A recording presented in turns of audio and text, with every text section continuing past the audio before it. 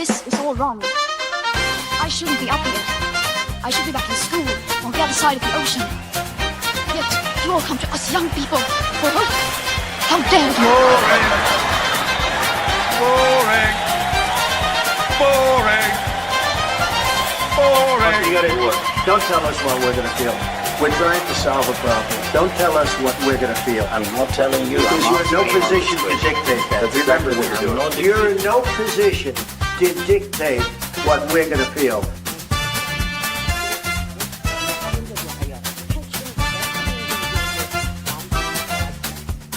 I call again for an immediate ceasefire in Gaza, the return of the sausages, the hostages.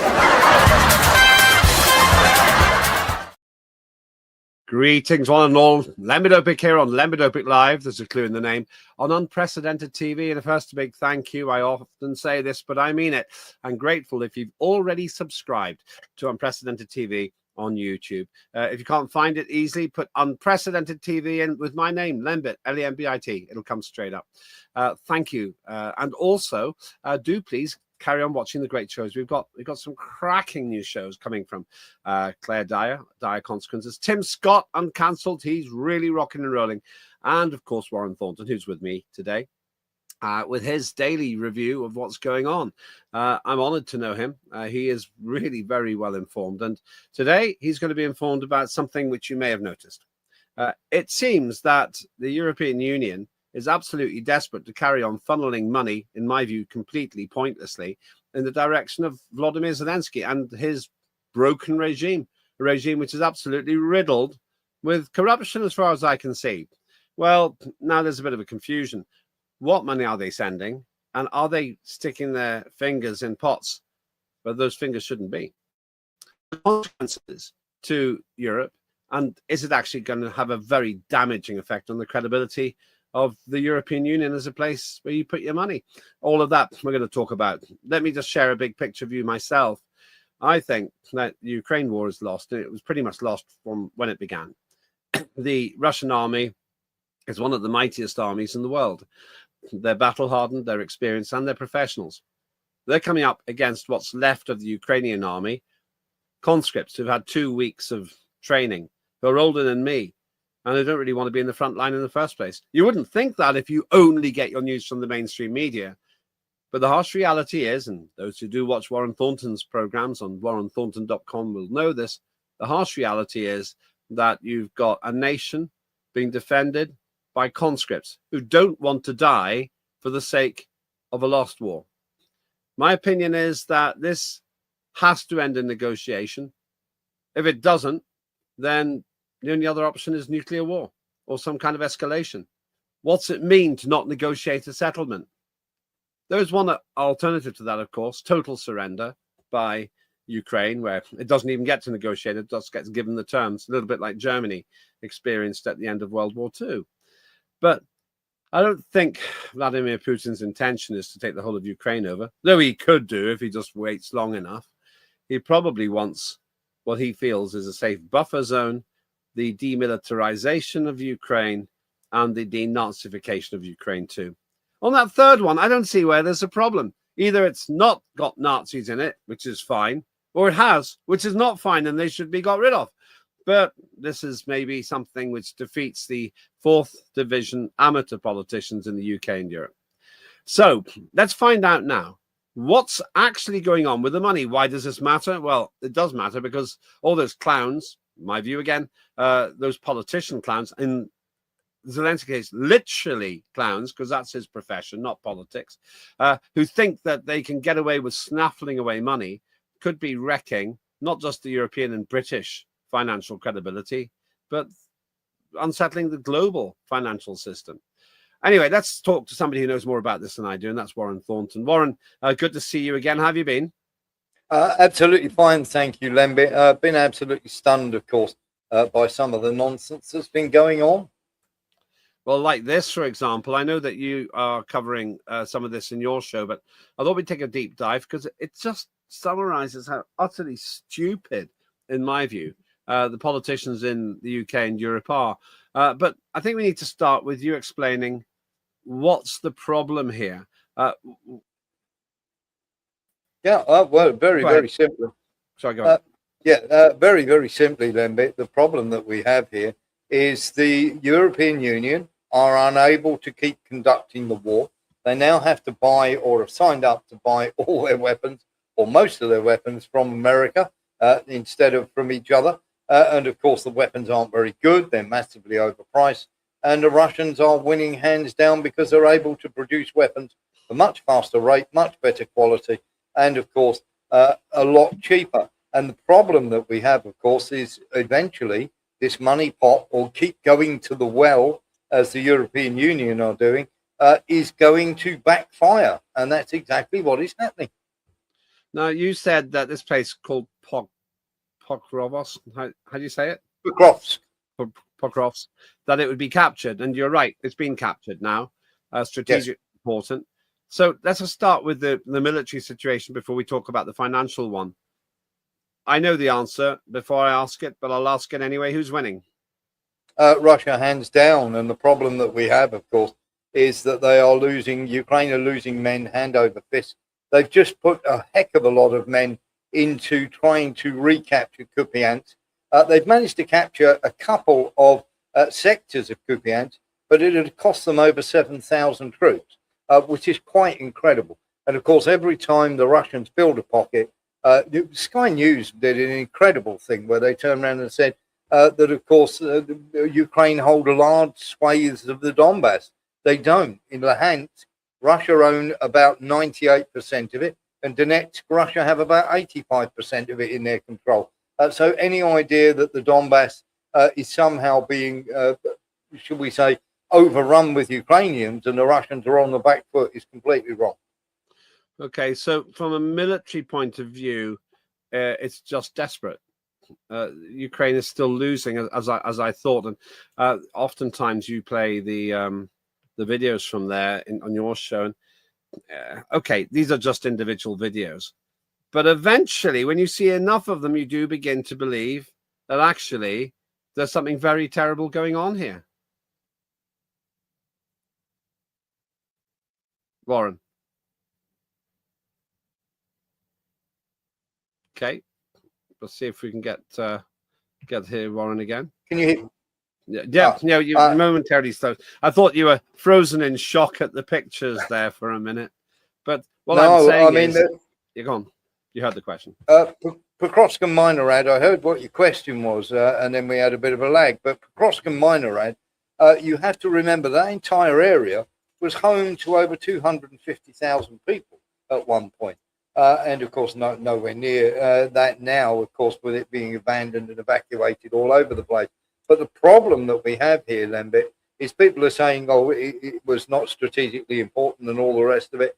Pokrovsk was a major railway hub while they were fighting in the Donbass. And of course, that is now in Russian hands.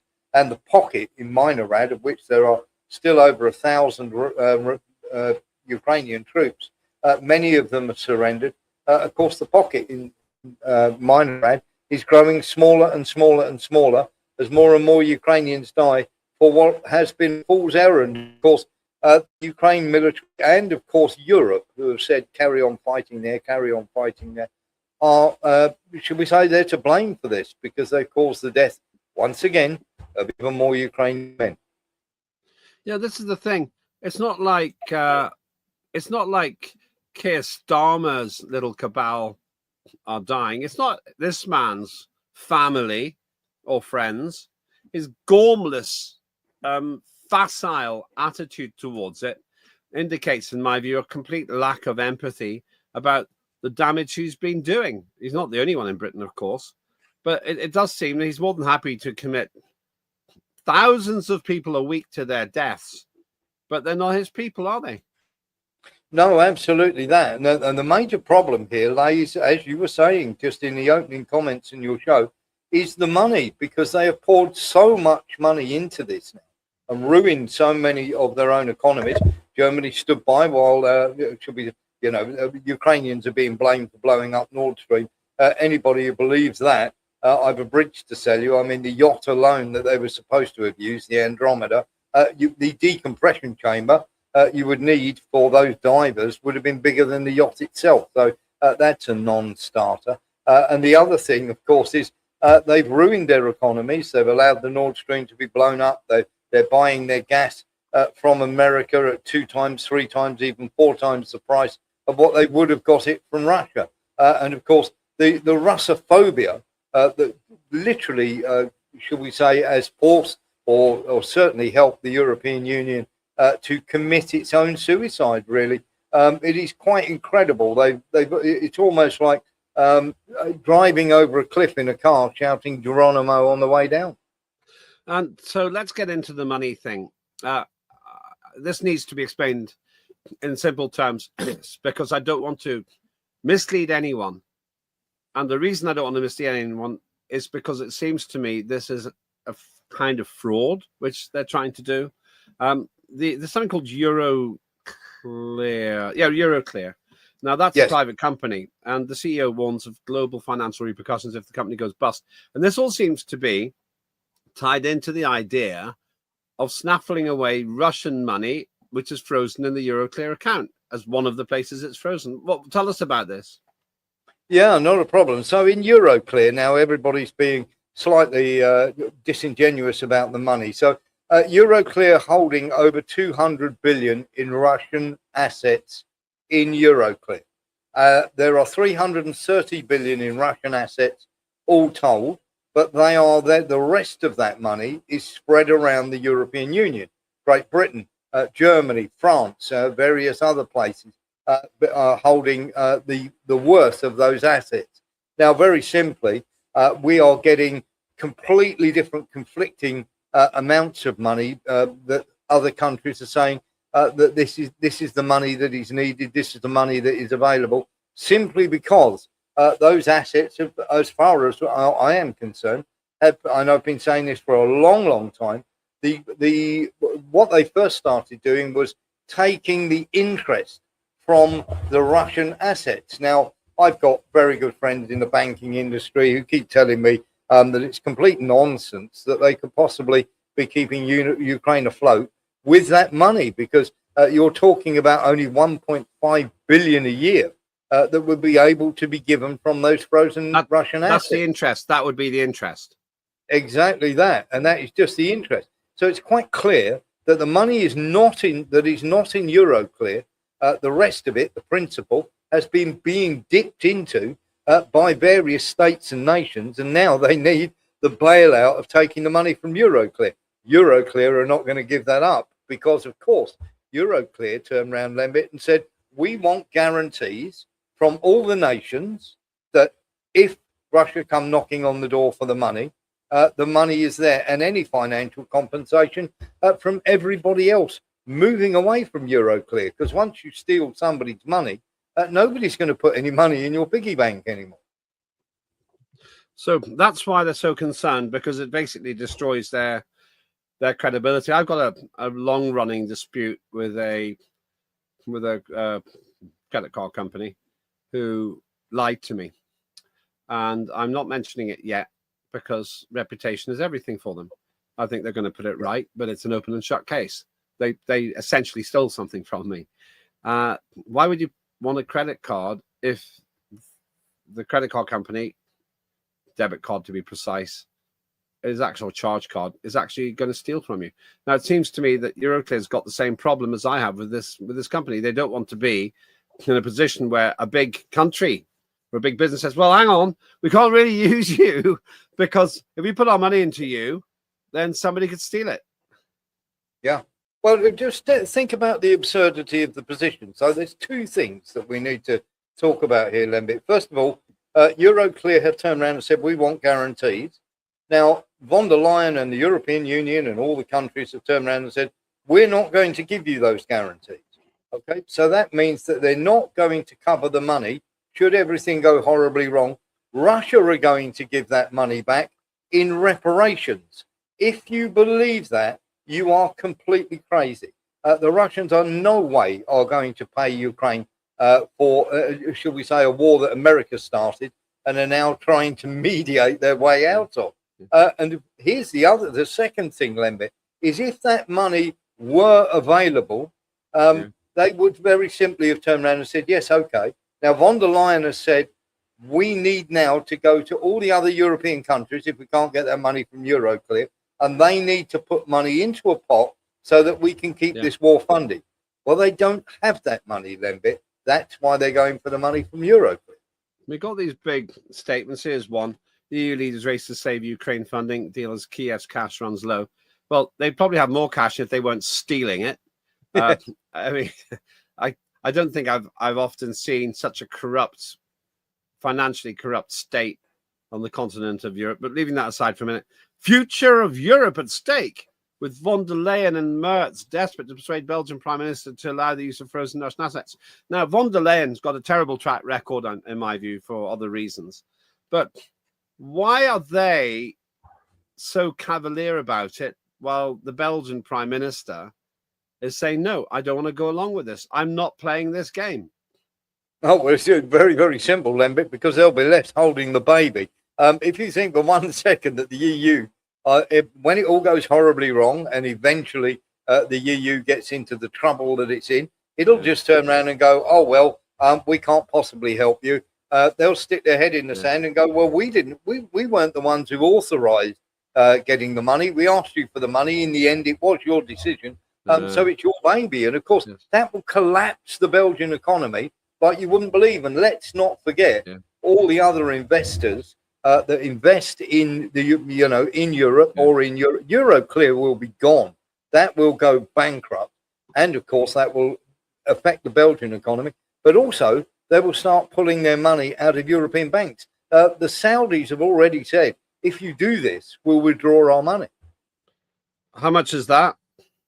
Oh, the Saudi Arabians have a good anywhere between 6 to 800 billion invested abroad.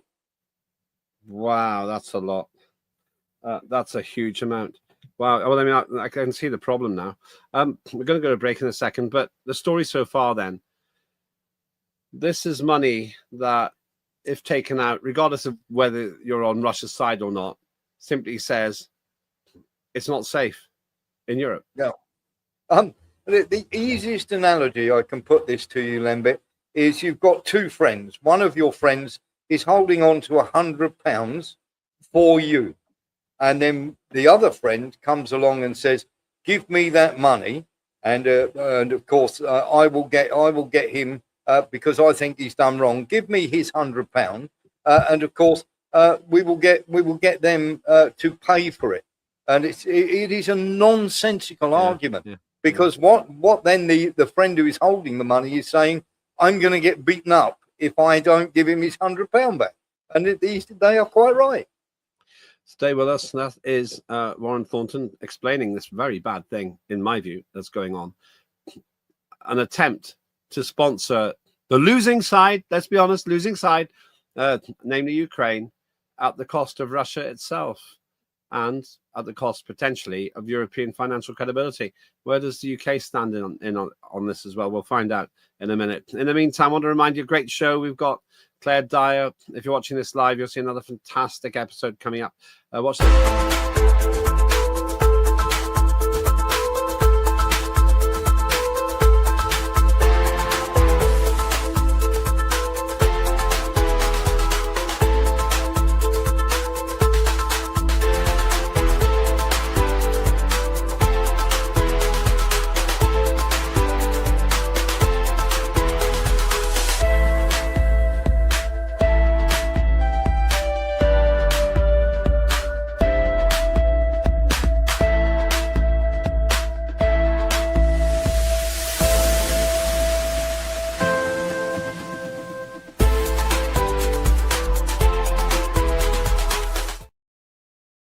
Dyer, they're one of the absolute anchors of unprecedented TV, puts herself on the line, her safety on the line, to deal with local issues with national significance, dire consequences. Have a look. There's a huge back catalogue of very, very important stories in there as well. That is Claire Dyer. We're back with Warren Thornton here on my own show. And the story I'm concerned about here more than anything else is the apparent, how would I put it, theft of money. And you don't have to be pro-Russian to accept this, but the theft of money in the short-term desire to sponsor the losing side in Ukraine. Warren, if they got all the Russian funds, they still wouldn't win, would they? No, absolutely not. They're saying that they're going to need about 190 billion to keep Ukraine afloat for the next 3 years. It won't last 6 months. Very, very simply. And of course, the problem is not having the money. That money, of course, is then going to be used on weapons, or, of course, distributed amongst various friends, shall we say. The military, you mean industrial corruption? Yes, and then the military-industrial complex is going to get its whack. The banks are going to get their whack, and of course, when they're buying those weapons aren't going to come at any time soon. They're certainly not going to come in time to change the war. They're going to be pretty much the same weapons that they've already been using, that they've been losing heavily with. And on top of that, when you're talking about paying for all these weapons and everything else, there is a major problem that they don't have the manpower to be able to use them. Because the manpower's died. Yes. What's your death estimate now for the Ukraine side? So at the moment, the Ukrainians have lost 2.1 million men in the field, just over 2.1 million. They've had 700,000 that have been injured. They have at least 250,000 that have deserted, and they have about 82,000, the last count, in captivity. Shocking figures. I know you go into that quite often on your show, so we'll leave that aside for now. Having said that, there are cracks in the coalition of the willing.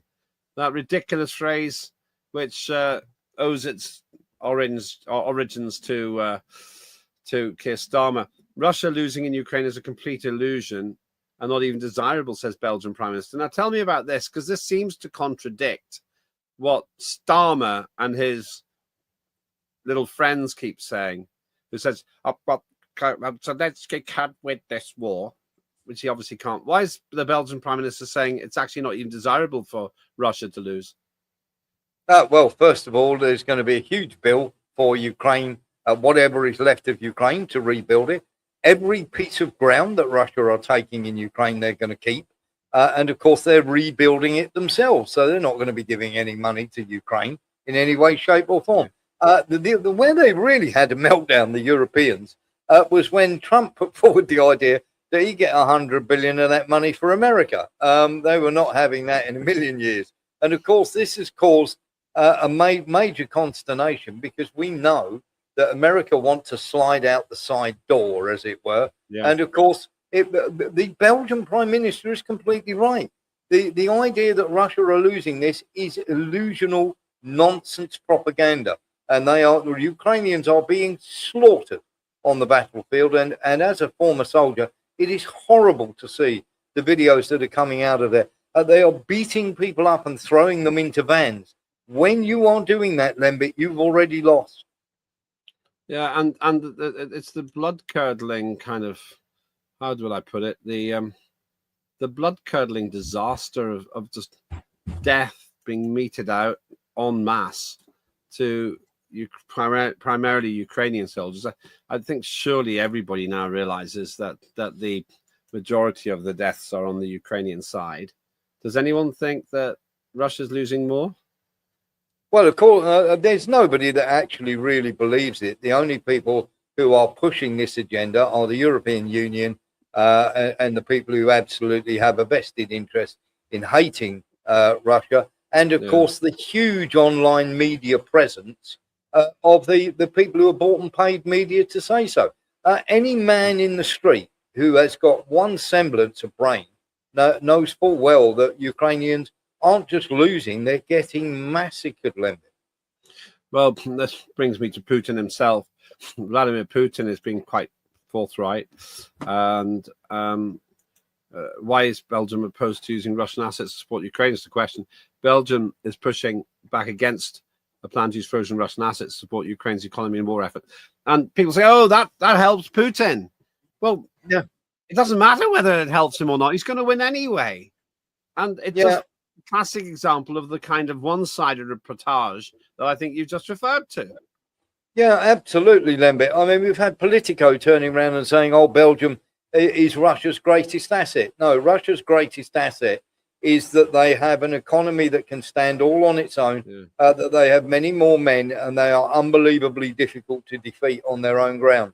And the fact that a neighbor was talked into doing that, first of all by America, and then ably abetted by the Russia-phobes inside the European Union.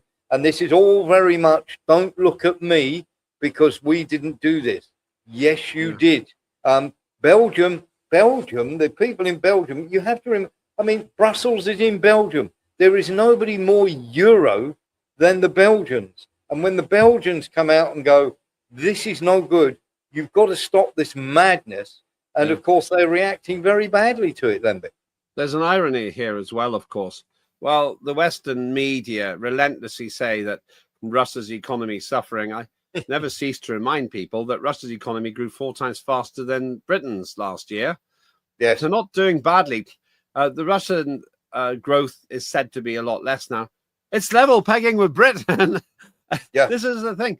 And what I'm amazed by is exactly that sanguine, gullible, naive rubbish we get day in, day out from the Western media, British media, saying, oh, well, Russia's really suffering. They're not. You may have seen recently that the Premier of India, the world's most populous country, Modi, welcomed Vladimir Putin. We'll actually be covering this with Marcus Papadopoulos pretty soon. But the promise there was that Modi would receive unlimited oil reserves from Russia. Well, great for them because they're getting it for cheap. This is the point. Yeah, they are. They're getting it super, super cheap. And so when you look at that, you realize that all we've done is make energy even cheaper in India and China and many other countries, probably representing more than half the world's population, while hammering ourselves into the ground, not least because it's pretty obvious now that, as we always knew, the West blew up its own pipeline, the Nord Stream pipeline. We actually sabotaged ourselves. Yes, and this is the thing. We are actually committing not only political but economic suicide. Modi signed a $60 billion deal with Modi. They're going to lend Modi a nuclear submarine while they're building a few for them. And of course, Trump's nonsense about, I've spoken to Modi, he's not buying Russian oil, is complete and utter nonsense. It's an out and out lie. So down to the core question here, and the question was put in another article: will the EU's bid to use frozen Russian assets hit the euro? It does seem, based on what we discussed, that if you start pilfering people's money invested in good faith and held in good faith, it is going to damage you. It's going to damage the Eurozone.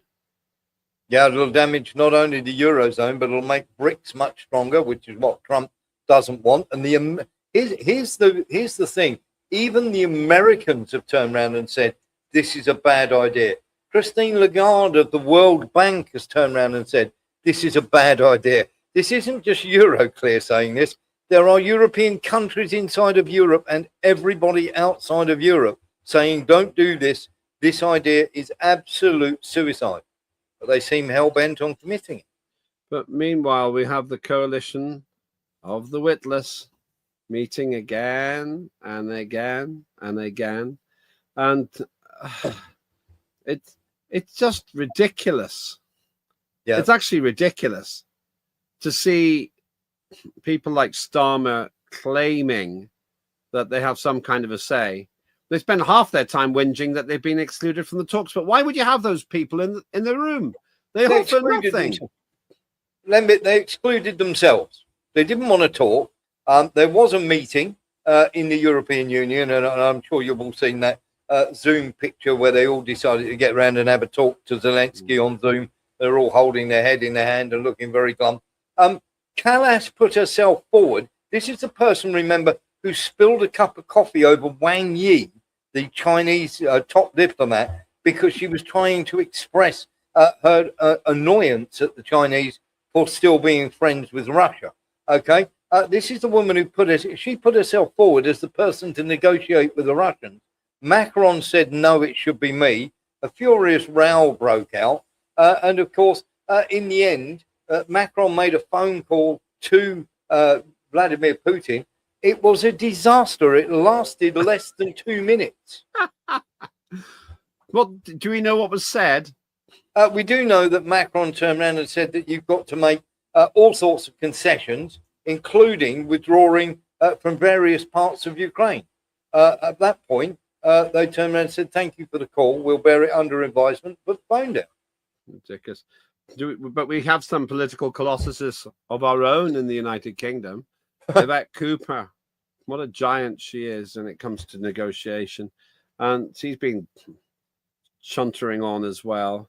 UK Foreign Secretary Cooper urges Russia to stop bombardment and join peace talks. Who cares? Who cares what she says? But she never wanted peace, Lembit. I mean, this is a woman, remember, this is a woman who couldn't stop a single boat. The Russians are not going to be frightened of her in any way whatsoever. And I'm not being funny, Lembit, but ET needs to wind her naked. Who can forget the time she was interviewed by her own husband on television and they pretended that they weren't married? That's what it felt like. How utterly ludicrous. So, okay, I've used that word a lot today. Looking ahead, then, what's going to happen? How does this play out over the next month or two? You've been right where I've been wrong a lot of times now, I have to say. I don't say that with any great pride, but you have got it right. So what's the next play in this disastrous, deadly game? Well, the next play, the problem that we have is Rubio is also briefing against Trump. He wants the Witkoff and Kushner deal to fail. He's good friends with the EU, very good friends with the EU. And of course, he's turning around and saying one thing, but he's actually doing another behind the scenes. So he's briefing against them. So what we're now going to get is a complete mishmash of nonsense that then is given to the Russians. And the Russians have turned around and said, some of this stuff can be discussed. There are a few points there that we agree with, but most of it needs serious discussion. We need to see serious proposals about certain types of what we're going to have. We need to see details. It's no good coming here with your peace plan written on the back of a cigarette packet. And what they've done is they've broken this peace plan down into 4 components, hoping that the Russians will swallow this more easily. And of course, one of them includes the ceasefire. It's never going to happen. Once again, America are they're either going to try and walk away completely from this, going, well, it's impossible. Nobody can reason with these people. But what they're going to try and do is they keep trying to force their idea of peace on the Russians, and they are not listening still to what the Russians have to say. They say they are listening. They're going, well, okay, we'll give you 1 or 2 points on this, but you're going to have to give us a lot of leeway on all of these other things. You don't do that. When you are losing, you don't get to choose what the peace plan is. You have 2 choices here as Ukraine. Negotiation, which you basically take what the Russians give you, or obliteration. You choose. That's the difficulty, and the Russians have been quite clear about it. Coming back to the frozen assets, Russia mocks EU deliberations of frozen assets, says Syrizza will prompt harshest response. They've got tons of leverage. They've got tons of allies all over the world. People who don't think that Vladimir Putin is a nutter, and they think that he's a pretty good market to get into, and this is the problem. Something that nobody is talking about here is the fact that there is more money in frozen Russian assets in Russia than there is in Europe. What do you mean? Well, the total amount in billions is around 330 billion that is in Europe, but the frozen assets in Russia actually amount to more. Are you saying frozen assets belonging to the West? Europe. Yes. All right. Okay. So in other words, if you start playing that game, and I won't use the phrase I'd like to use, but if you start playing that, well, brinkmanship game, they've got more than we have. Yes. Their financial cojones are bigger than ours. Yeah, absolutely. I mean, when you think of all the companies, the Western companies that are invested in Russia, including lots of frozen assets. Now, don't get me wrong, they're frozen too because Russia went, okay, we'll do the same thing. But if they lose them, and of course they're only going, when it comes to that, remember also that they can go to the international court because they'll be breaking international law. And of course, Kaya Kallis is saying, like a lunatic, is saying, well, nobody dare take us to court. Really? Do you want to gamble on that? Well, I wouldn't be worried about taking her to court. It just doesn't come across as credible, I'm sorry to say. No. Their arguments are so thin. That one of the problems is they live in this kind of echo chamber, Warren, where they hear each other confirming to each other that they're in the right. Nothing could really be further from the truth. And once again, what I say is you don't have to be on Russia's side to be on Russia's side about the frozen assets, because the precedent this would set would be unthinkable. This is the thing that people don't get, Lembit, is Russia saw America and shall we say the West overthrowing Ukraine and moving NATO closer as an existential threat to their existence. Now, you can turn around and say all you like, no, it isn't, they're talking nonsense and this, that, and the other. What you're failing to take into account is this is what the Russians feel. And if you don't take that into account, you're never going to get any peace. So this peace deal, it's a non-starter. And just to emphasize, you think all these calls for a ceasefire are a rather weak attempt by the West to just slow things down a bit, help rearm Ukraine? Yeah, absolutely. Let's face it. Let me ask you a question here, Lembit. If the West were winning, would the West be going to Russia and saying, let's have a ceasefire? Good point. That's a really very valid point. Thanks for all of that, Warren. To summarize what you're saying, Ukraine is losing people, is losing land, losing credibility because of all the corruption. And I get the feeling that Zelensky's losing popularity too. Yeah, absolutely. Well, what we've got is basically, and I know this is going to make me unpopular, but you've got a rabid dog in the yard and nobody wants to shoot it. That's a very strong analogy. I'm not too keen on a violent response to any of this, but what I am concerned about is the rabidness is coming from a whole bunch of politicians in Europe who haven't really got a stake in the game. It's not their kids who are dying, or their parents, or even grandparents now. And so they watch this thinking, oh, we can exhaust Russia. Russia's not getting exhausted. It's just done the deal of the decade with Modi. And boy, their needs for oil are going to go through the roof. And now they've got the cheapest oil there is. Well, some of the cheapest oil there is. This is why the analogy, and I don't mean this as badly as it sounds, but it sounded like pretty bad. Well, it's like having a rabid dog in your yard, and instead of shooting it, they're going around letting the dog bite everybody, and they're contracting rabies themselves. Unless somebody deals with Ukraine very, very harshly, because let's face it, Ukraine was stupid enough to believe America and believe the West. They entered into this with their eyes wide open, thinking they were going to win. But the rest of the world, the rest of the West, seems completely infected with this narrative. Propaganda doesn't win wars. It's as simple as that. Have a look at the state of the battlefield. People say, oh, Russia haven't moved anywhere. Russia are currently sitting on 20% of Ukraine. They're not going anywhere. The economy is booming. They've got more weapons. And in fact, the war has helped them in terms of streamline their military. So it is a very, very effective fighting force. And of course, Ukraine probably had the second strongest army at one point in Europe. They've been obliterated. Thanks so much, Warren. That's Warren Thornton, investigative journalist, joining us from Manila, or just very near Manila in the Philippines. You can have your say as well. You can follow me, please do, on X at Lembit Öpik. Please subscribe to the YouTube channel. That's Unprecedented TV. If you can't find it, put my name in, Lembit, Lembit. Lots to come, including, you'll be glad to know, some pretty big news about the show I've been promising you for a long time.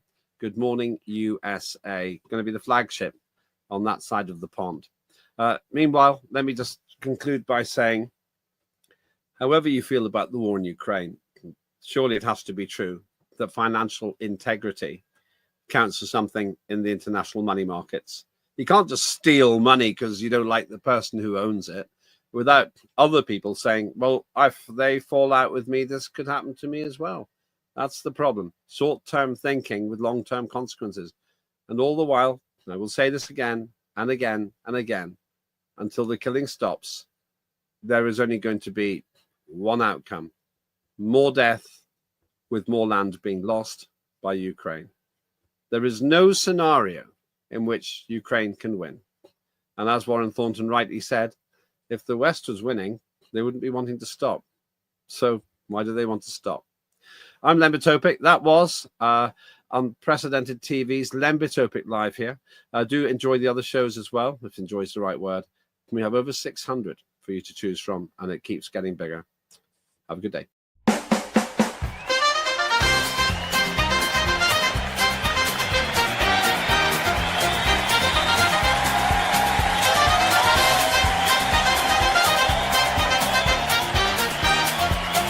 Immediate ceasefire in Gaza.